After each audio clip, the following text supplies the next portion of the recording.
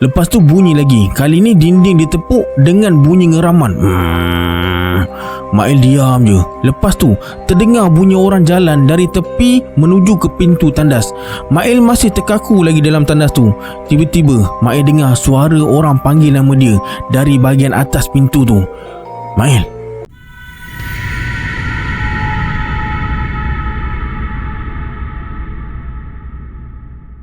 A'udzubillahi minasyaitonirrajim. Bismillahirrahmanirrahim. Assalamualaikum semua. Kembali lagi bersama saya Syarul di hari raya yang ketiga ni. Selamat hari raya. Maaf zahir dan batin. Terima kasih sebab dah klik video ni. Semoga yang menonton video ni ditambahkan rezeki dan dipermudahkan urusan dunia dan akhirat. Dalam video kali ni saya akan kongsikan pengalaman seram yang Mael alami masa dia tinggal dekat kampungnya sekitar tahun 90-an dulu.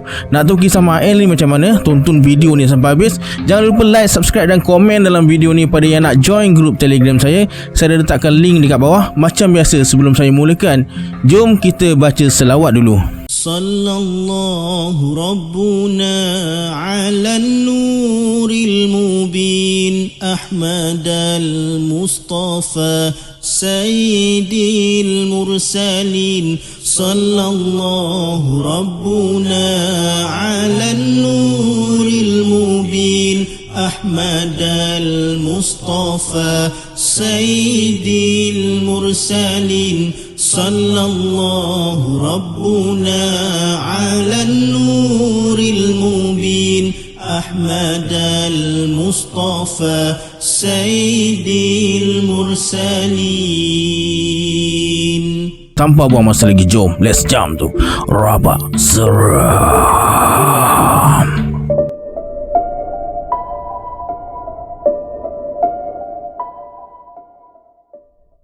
Seperti kebanyakan remaja-remaja kampung zaman tu, kehidupan di waktu tu memang menyeronokkan.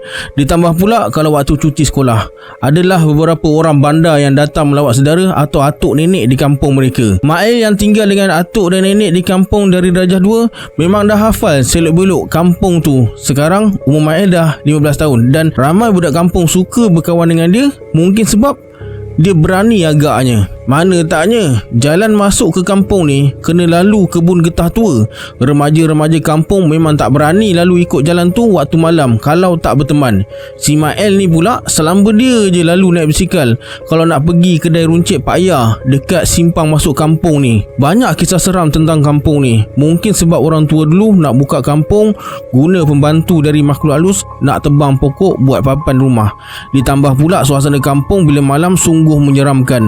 Lampu jalan pun sebatu jaraknya dari tiang ke tiang.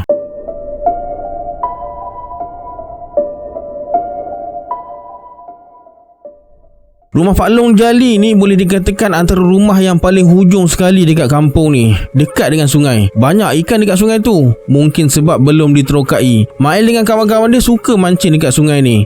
Ada satu hari tu, Mael dengan 3 orang kawan dia mancing sampai tak sedar dah nak masuk waktu maghrib. Suasana hutan pula cepat gelap. Sedar-sedar je lagi 5 minit nak azan. Cepat-cepat mereka kemas barang mancing dan beredar dari situ dengan basikal masing-masing. Masa mereka sampai depan rumah Pak Long Jali, Mael nampak Pak Long Jali tengah sapu laman rumah. Mereka semua rasa pelik lah. Kenapa waktu maghrib macam ni Pak Long Jali sapu laman rumah pula? Si Mael ni pula gatal pergi tegur. Bila dia tegur, Pak Long Jali buat tak tahu je, macam tak dengar. Bila tengok Pak Long Jali buat tak tahu, mereka teruskan perjalanan balik ke rumah. Suasana dah gelap sebab kiri kanan jalan hutan. Lebih kurang 100 meter lagi nak sampai rumah. Mael terasa basikal dia berat semacam je. Dah lah dia paling belakang sekali. Kayuh punya kayuh macam nak tercabut lutut. Bila dia toleh belakang, tak ada apa-apa pula. Mael pun berhenti nak periksa basikal dia. Kawan-kawan yang lain terus gerak je, tak perasan Mael dah berhenti. Masa tengah duduk bertenggong periksa basikal tu, tiba-tiba Pak Long Jali tepuk bahu Mael dari belakang dan bersuara, buat apa tu? Ni tengah periksa basikal. Tak tahulah kenapa tiba-tiba jadi berat. Buat apa nak periksa? Aku yang tumpang basikal kau tadi. Bila Mael pandang je atas, Pak Long Jali dah bertukar jadi pocong dengan kain kapan dia koyak rabak, bertanah. Mata sebelah kiri tak ada, mata sebelah kanan bersembul keluar, mulut dengan hidung keluar darah. Mael terus menjerit, lari lintang pukang sampai rumah. Demam 3 hari jugalah, tapi dia tak serik nak memancing lagi dekat sungai tu. Cuma bila Mael cerita dekat atuk dia cakap mungkin saka keturunan Pak Long Jali tu, dan pesan kalau nampak sesuatu yang pelik waktu maghrib, jangan ditegur.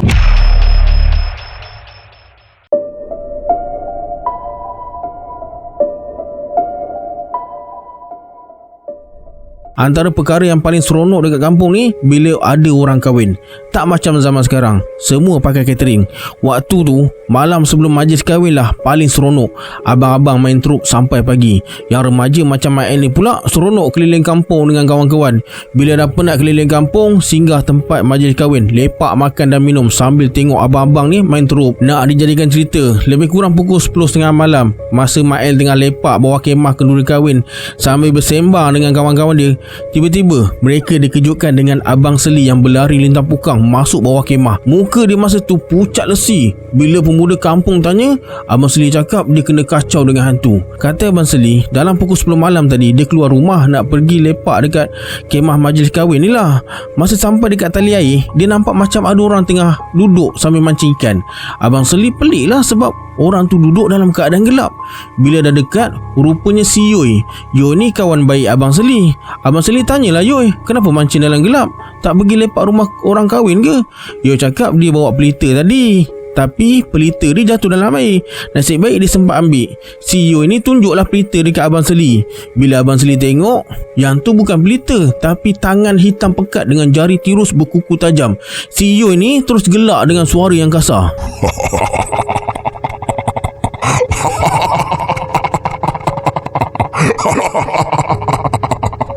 Abang Seli tengok perlahan-lahan muka si Yoi ni berubah. Rambut jadi jarang-jarang, muka jadi sembab, kulit jadi putih pucat, mata putih dia hilang. Pandang je Abang Seli dengan muka yang menyeramkan. Tak tunggu dah, Abang Seli terus lari lintang pukang sampai ke rumah majlis orang kahwin ni. Kebetulan Yoi ada dekat situ. Dah macam orang gila Abang Seli nampak Yoi masa tu. Nasib baik ada orang tua tenangkan dan bagi air yang dah dibaca dengan ayat-ayat suci Al-Quran. Malam tu sampai ke pagi mereka lepak dekat rumah orang kahwin tu. Nasib baik Opah dengan Atuk Mael tak marah.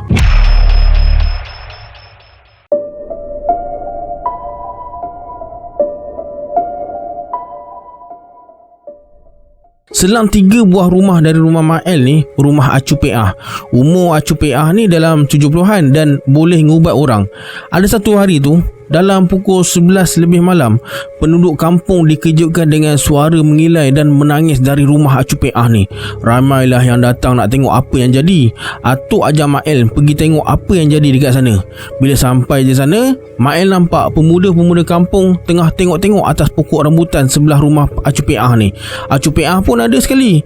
Bila Mael tengok, memang betul-betul dia nampak macam orang perempuan berambut panjang tengah bertinggi atas dahan pokok rambutan tu.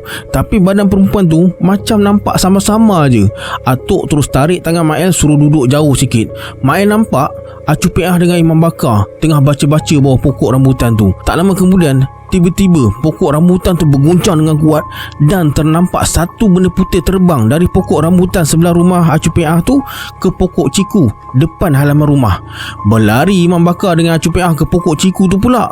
Suara mengilai tu pula kadang-kadang bunyi, kadang-kadang senyap. Pemuda-pemuda yang berani ada yang baling botol, kayu dan batu. Tapi Imam Bakar cakap jangan baling, biar dia dengan Acu Peah je yang selesaikan. Makhluk tu macam tak boleh keluar dari kawasan rumah Acu Peah ni, macam kena kepung. Ia terbang dari satu pokok ke satu pokok dalam kawasan rumah Acu Peah ni. Tak tahulah apa yang Acu Peah dengan Imam Bakar ni buat. Akhirnya mereka dapat tangkap makhluk tu dan masukkan dalam botol. Lebih kurang pukul 1.30 pagi baru Atuk dengan Mael balik ke rumah.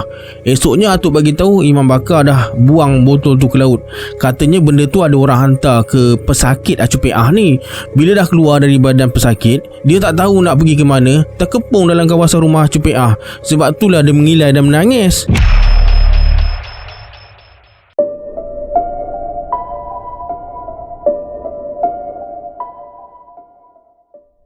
Kisah ni jadi masa Mael darjah 6. Budak-budak kampung zaman ni, lelaki ke perempuan ke tak kira masa, kalau nak pakai inai, mereka akan pakai. Biasanya pokok inai yang jadi mangsa budak-budak kampung masa tu, pokok inai dekat belakang rumah Opah Rijah.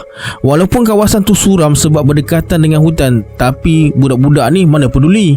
Yang kena kacau dengan hantu pokok inai ni nama dia Siti. Masa petik daun inai tengah hari tu, Mael ada sekali. Adalah 5-6 orang petik daun inai ni. Lepas petik, mereka kumpul dekat rumah Mael. Lepas siap tumbuk daun inai, masing-masing pakai dekat jari. Kemudian balik rumah masing-masing. Malam tu, ayah kepada Siti ni datang rumah Atuk. cakap Siti kena sampuk. Atuk ni tak adalah pandai sangat, tapi disebabkan Imam Bakar keluar ke bandar, Acu Peah pula sibuk dengan pesakit dia. Ayah Siti datang jumpa atuk, suruh tengok-tengokkan apa yang patut. Mael ikut sekali masa tu. Sampai rumah Siti, dah ramai budak-budak muda berkumpul tengah pegang tangan dan kaki si Siti ni. Masa tu Mael tengok muka Siti lain. Muka pucat dan nampak bengis. Mata hitam tak ada, nampak putih je. Meracau-racau cakap, "Ludah, ludah, ludah." Puas juga nak ubatkan Siti masa tu. Tak boleh nak berdialog langsung. Siti asyik cakap ludah, ludah, ludah je. Itu je yang keluar dari mulut Siti. Kemudian atuk suruh ayah Siti ni ambil air secawan. Bila dah dapat, atuk baca sesuatu pada air tu dan renjas muka Siti. Siti terus mengelupu macam ayam kena sembelih masa tu. Habis diterajangnya budak-budak muda yang pegang kaki dan tangan dia. Bayangkan, budak umur 11 tahun boleh lambung-lambungkan budak-budak muda. Lepas tu Siti jadi tenang. Kemudian baru atuk tanya elok-elok apa yang jadi. Tapi benda tu ada lagi dalam badan Siti. Kata makhluk tu, Siti ni dah ludah pangkal pokok inai tempat dia duduk tu. Sebab itulah makhluk tu marah. Atuk minta maaf dan cakap budak-budak ni mana tahu apa-apa pasal makhluk halus ni, dan janji tak akan biarkan sesiapa main dekat pokok inai tu lagi. Dipendekkan cerita, Siti pulih dan pokok inai tu Imam Bakar dah tebang. Kata Siti, lepas balik dari rumah tengah hari tu, dia masuk bilik dan ternampak ada sesuatu dekat penjuru bilik dia. Siti ingatkan Toto dia jatuh sebab dekat situ tempat dia letak Toto. Bila datang dekat, benda tu berdiri. Siti tergamam tak mampu bergerak. Lembaga tu berbulu dari kepala sampai ke kaki. Tak nampak mukanya, tapi di sebalik bulu-bulu tu nampak cahaya merah dari matanya. Tangan makhluk tu besar. Tiba-tiba lembaga tu berbisik pada Siti, "Lodah, Lodah, Lodah." Siti terus jatuh pingsan. Ayah Siti sedar masa dia masuk bilik Siti nak suruh dia solat maghrib.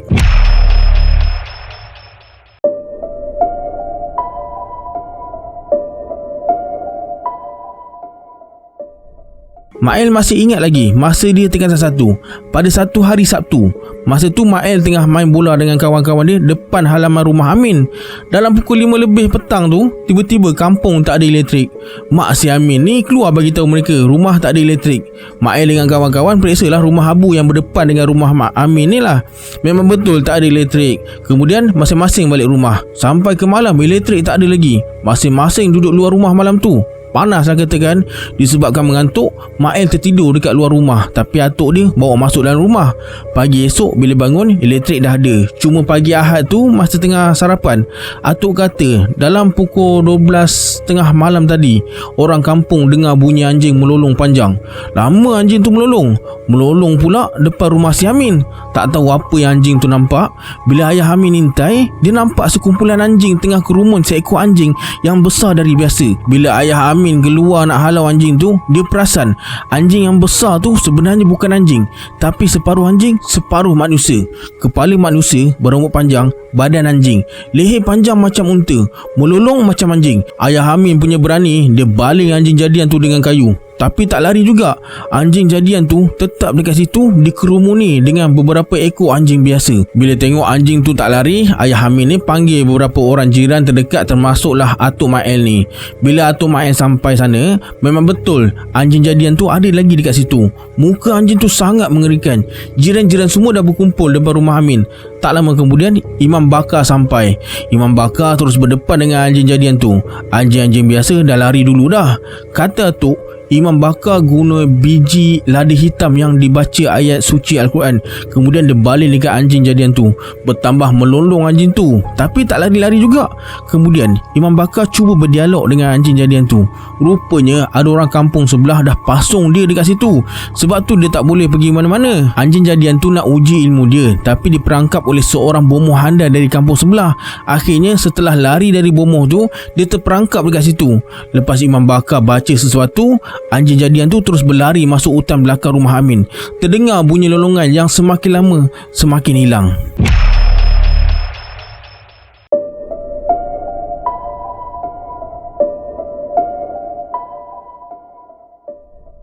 Senja hari Khamis, ada seorang budak kampung datang rumah Atuk dan bagi tahu Pakcik Saad meninggal. Mereka nak tanam malam tu juga. Urusan pengebumian selesai lebih kurang pukul 11 lebih malam. Atuk sampai rumah dekat pukul 12 malam. Esok paginya, kecoh dekat kedai Pak Karim. Pakcik Saad balik rumah. Anak Pakcik Saad yang bernama Abang Sani kata, dalam pukul 3 pagi, pintu rumah dia diketuk. Dia ingat saudara mara jauh baru sampai. Bila buka pintu je, tercegat arwah Pakcik Saad depan pintu rumah dengan kain kapan penuh pasir. Dia minta air. Cepat-cepat Abang Sani tutup pintu semula. Lepas tu sepanjang malam, pintu rumah dia diketuk oleh jelmaan arwah Pakcik Saad. Bila dapat berita tu, Tok bagi tahu Opah dan Mael supaya jangan lupa tutup semua pintu dan tingkap bila masuk waktu maghrib. Atuk dapat rasa yang jelmaan Pakcik Saad ni bukan setakat ganggu rumah keluarga dia je. Jelmaan tu akan ganggu penduduk kampung juga. Memang betul kata Atuk. Malam esoknya rumah Amin kena ketuk. Bila ayah Amin ni buka pintu, tak ada orang pula. Lepas tu dengar bunyi ketukan lagi. Tapi kali ni bila buka pintu je, jelmaan Pakcik Saad dengan wajah yang mengerikan minta air. Cepat-cepat ayah Amin tutup pintu semula dan sepanjang malam tu rumah Amin kena ketuk. Dalam masa yang sama, rumah Pakcik Yusof pun kena ketuk juga. Jadinya satu malam tu dua rumah jelmaan arwah Pakcik Saad ketuk pintu minta air. Malam ketiga, yang ni budak-budak muda yang baru balik kerja kilang kena. Dalam 3 orang. Masa tu mereka jalan dalam kawasan kebun getah nak menuju ke kawasan kampung ni lah. Dekat hujung jalan nak masuk kampung tu, mereka nampak ada orang duduk atas tanah. Mula-mula nampak sama-sama aje dari jauh.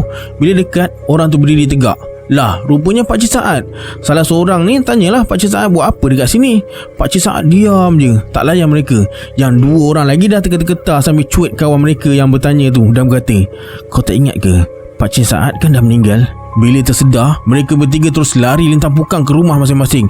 Kawan yang tanya Pakcik Saad tu demam 5 hari. Lebih seminggu kampung tu diganggu dengan jelmaan arwah Pakcik Saad. Sampai tak ada siapa berani lepak malam-malam lagi. Hinggalah masuk minggu kedua kematian arwah Pakcik Saad, barulah reda sikit kampung tu. Tu pun lepas Abang Sani, Imam Bakar dan penduduk kampung buat bacaan Yasin dekat rumah arwah Pakcik Saad selama 7 malam. Kuranglah sikit gangguan tu. Sekali-sekala je jelmaan arwah balik rumah minta air. Dah tak ganggu lagi penduduk kampung.